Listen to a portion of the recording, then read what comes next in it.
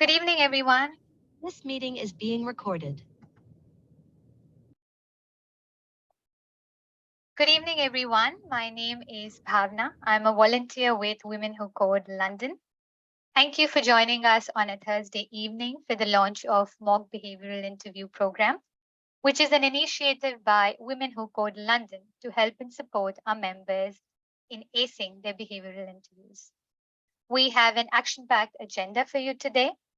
But before I start today's session, full disclaimer that I am here in my personal capacity and I'm not representing the views of my current or former employers. So, today's agenda, we will be looking for the first 30 minutes at what behavioral interviews are, why are they important, introduction to the STAR technique of answering behavioral questions. We'll also look at a few examples. And then for the next 20 minutes, we will be going into breakout rooms where participants will have the opportunity to practice answering behavioral questions using the STAR technique, which I will walk through during my presentation. These breakout sessions would be led by our amazing volunteers, Adriana, Ayla, Antara, Maria, and Stephanie. You can see their names on your Zoom screen as volunteers. A huge shout out to all of these women for helping us today in conducting this session. And then at the end, for 10 minutes, we will go through a Q&A. So let's begin. I would like to start this session by requesting participants to really take a minute and think, what is their purpose today? And when you have your purpose defined, it will really help you engage with today's program. So another way of asking this question is, what would make this program worthwhile for you? What information do you need? What do you want to learn? What do you want to practice? What resources are available? And how much time can you allocate? And if you feel like sharing, please feel free to share it in the Zoom chat. But take some time to define your purpose and what would make this program worthwhile for you. So, Women Who Code has two projects. One is mock interviews, and the other is the Resume Clinic. Today, we're going to focus on the behavioral interview questions specifically. We do intend to conduct technical mock interviews in the future, but today's session is focused just on the behavioral aspect of interview questions. So, what are behavioral interview questions? Questions about how you behaved in the past. Strong, persuasive, behavioral interviewing skills, which are totally transferable across various industries and roles. And why is this section so important? Because a lot of the time, candidates prepare very well for technical interviews. And the truth is, behavioral interviews are overlooked, which is a huge lost opportunity because you are leaving too much onto chance by not preparing for your behavioral interview questions. A lot of the times, questions asked are like, tell me about a time when you had a conflict with a coworker and what did you do to resolve them? Now, it's really difficult to come up with a story on the spot, and stories are something that people will remember.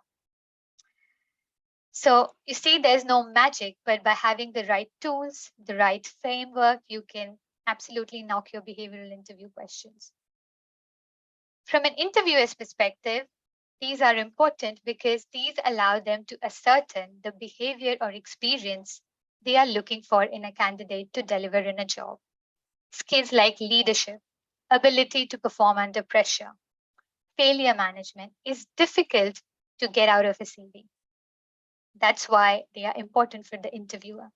As a candidate, it allows the candidate to differentiate them from other potential candidates who are allowing for this particular role by giving examples of how they behaved in the past and what they can do for the new employer.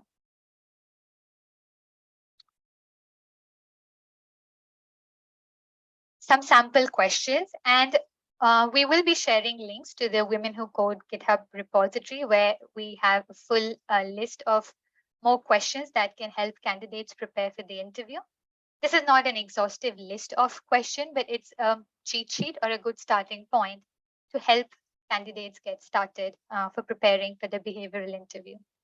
There, it may look like a lot, but the trick to preparing is having one or two scenarios for each of the areas. So one or two scenarios for communication, one or two scenarios for leadership skills, teamwork and collaboration, and that should cover you. And you can use that as a toolbox that you have when asked for the question to answer them. So here are some examples, but you can find a lot more in the Women Who Code GitHub repository as a resource. So the STAR method, it's an interview technique that gives you a straightforward format that you can use to tell a story, laying it out the situation, which is the S for situation, T for task, A for action, and R for results. I also like to add the prepare before going into the STAR technique because it's absolutely normal to ask the interview that I would like to have a minute to think about my example and put down my points together. So prepare is also an important step for the STAR technique where you think about a suitable example for the question that you're given. So I would highly encourage you that you take some time to think of an example rather than jumping to an answer when you're asked with a question in an interview. So the situation where you set the scene and give the necessary details for your example. Describe the context in which you performed the job or the challenge that you faced at work. And the situation can be drawn from your work experience or volunteering experience or any other relevant event. Be as specific as possible and avoid using cliche beginnings such as once upon a time. A more good example of answering a question would be, when I worked as a senior software engineer for company XYZ with a team of 4 or 5 members, and then you explain your STAR or you explain your situation. Next is the task, which describes your specific responsibility in that given situation. Perhaps you had to help your group complete a project within a tight deadline or resolve a conflict. Share details of the exact challenges and constraints you had to face without exaggerating them. Action, which is the most important part of your story. So please be very specific in providing details of the steps that you took when you were in a certain situation or first faced with a certain responsibility. Describe how you completed the task or endeavored to meet the challenge. Focus on what you did rather than what your team did. So a good tip is to focus on saying, I came up with a solution. I presented an idea rather than we did this or we solved this challenge in a certain way. Finally, the result, which explains the outcomes or the results generated by the actions that you took. And it may be helpful to emphasize what you accomplished or what you learned. If possible, try to quantify the results by saying, I reduced the manual efforts by 30% or saved the team 3 hours worth of work. The results may not always be very positive. You can have a negative result, especially in a failure scenario, but stress on the lessons learned rather than the inability. And by using these 4 components to share your anecdote, it becomes much more easier to share a story with your interviewer in a digestible yet compelling manner of what you did in a certain situation. And we'll look at a response here. So for a question like, tell me about a time when you demonstrated leadership. And I use this example to emphasize that leadership does not map to a job title. You do not need to be in a leadership position or an executive role to demonstrate leadership qualities. And that's with pretty much every behavioral question. You can exhibit certain behavior irrespective of the job role or the job title that you currently have. And this is a very basic example of a student who demonstrated leadership in her university. So instead of responding simply by saying, I tutored kids in math, provide context for your interviewer and demonstrate your skills through an engaging example or a story. So the situation in this case, when I was a junior in high school, there were several students in my math class who were struggling with some of the more difficult and complex concepts. The task, with an upcoming national exam, I was asked by my math teacher to start an after school session to assist the other students.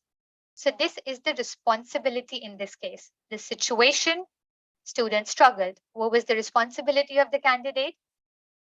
To start an after school session to assist the other students. Now, the action, which I mentioned, is the most important part of the story. And you will see they are very detailed in this example. So the first point, I stayed after school after twice a week. I stayed after school twice a week to review class materials and homework. Second point, I created a comprehensive study guide. Third, I demonstrated the best methods for solving difficult problems. Fourth, explain strategies that worked for me. And the last one, develop new problems to help them practice. So this is a very detailed and thorough action plan, very well explained, which is what your interviewer is looking at when you're answering these star questions. The situation and the task give them context, but the actions describe your ability. So please focus on the action when you are sharing your examples. And the result in this case, our class average for the national exam was the highest it had been over 10 years. And overall, the students I helped were able to develop a better understanding and appreciation for math. So that's an example of how you answer a question in a star format. And some of the other key tricks and tips that I would like to share is avoid using internal company specific technical jargon in your answers. Speak with clarity. Try to use simple generic terms. And you want to have a little bit of a story arc. You want to paint a picture and tell your interviewer what you did when you were faced in a particular situation. Now, this can be difficult if you are in a multi-month or probably a year-long project, and it becomes even more tricky to answer questions in these situations. So you need to think about what are the things that you want to highlight. What do you want the interviewer to know about you in that particular situation? That's why it's very important to prepare for these questions and have some bullet points to make sure you make the most out of that opportunity. And then all of that leading to the R, which is the happy ending. Every good story has a happy ending, a positive outcome. And this could be, like I said, a concrete result, which is very effective. But sometimes it can also be a bit more anecdotal, like the customer was very happy. I received great feedback. I was able to complete the project within a tight budget or much ahead of a timeline. So having that positive outcome, if you can speak of, gives your story a nice arc, a little bit of a hero's journey of what you did from the beginning to the end to achieve those results. Also, for any answer, 1 or 2 minutes is the sweet spot. After 2 minutes, you start losing your audience, even if your content is very good. It's important to remember that an interview is a dialogue rather than a monologue. If your interviewer is interested more in knowing certain other details about your story, they will ask you, but try to limit your answer to 1 or 2 minutes rather than going on for 5-10 minutes. And within those 1 or 2 minutes, try to cover most of your story with the actions that you took rather than taking too much of time to set the background and the premise, but your actions being limited to just one thing, something like, oh, I volunteered for the Women Who Code London community. What you're looking at is really specific examples of what you did within the community. I volunteered to take mock interviews. I volunteered to review resumes within the community. I set up a new track for the cloud for people who are interested in cloud. Things or details like that would be much more helpful than generic statements. And remember that many behavioral questions will give you or will challenge you to talk about your failures or negative scenarios. So have those examples ready when you go in for an interview. Now, how can you take part in the Women Who Code mock interview program? It's fairly simple. There are certain stages. And you can see I have highlighted the steps both for the candidate on the left-hand side and the interviewer on the right-hand side. So the first stage is joining the Women Who Code mock interview Slack channel. Both the candidate and the interviewer join the Slack channel. The next stage is requesting the interview. So the candidate sends a message in the Slack channel providing the required details. And all of these details, you will find it in our GitHub repository. The process has been documented on how you can take part in the mock interview channel. I will be sharing these in the chat in a minute so that you have it for your reference. But the GitHub repository has all the detailed steps.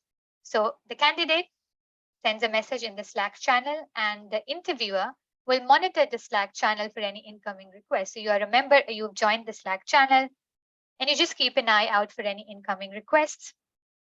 When you see a request, the interviewer will accept the invite to conduct the mock interview in case if it meets the timelines of the candidate. So sometimes the candidate might say, I want to have a session within the next 2 weeks. And if you have availability, if the interviewer have the availability during that time, please go ahead and help conducting the interview. At the acceptance stage, the candidate is just waiting for someone to pick up that request and confirm if they would be happy to help. Once the request has been accepted by an interviewer in the Slack channel, the candidate will check for a preferred time with the interviewer what would be convenient to schedule a 30 minutes meeting. You are also free to choose your preferred tools, whether it's Zoom, Microsoft Teams, WebEx, Google Meet, but that's a discussion that needs to happen between the candidate and the interviewer. So select a date and time of your preferred choice and a tool of your preferred choice. Prepare for the interview, and we do have some resources in our GitHub repository to help both the candidate and the interviewer prepare for these behavioral interviews. Attend the interview at the decided date and time. And then the last stage is the feedback stage. So we request the interviewer to evaluate the candidate and give some feedback. And there is a form. All of this link is available on the GitHub repository. And if you join the Slack channel, there is a link to all of this information if you're a member of that Slack channel. So we request the interviewer to complete the evaluation form for the feedback, and we request the candidate to complete the behavioral interview feedback form to know if the program was helpful for the candidate, what can be improved for the future. So that's about the process or the stages. And similarly, we have the Resume Clinic program, which is conducted by Women Who Code, which is a very similar program. We have a Slack channel called Resume Clinic, and any candidate who's interviewing for jobs can post their resume in that channel asking for feedback. One of the volunteers would be looking at the resume and providing feedback on what can be improved. So that's about the 2 programs that we are currently running within the community. I've added a few links to the resources, but these resources, again, are all documented in the GitHub repository as well.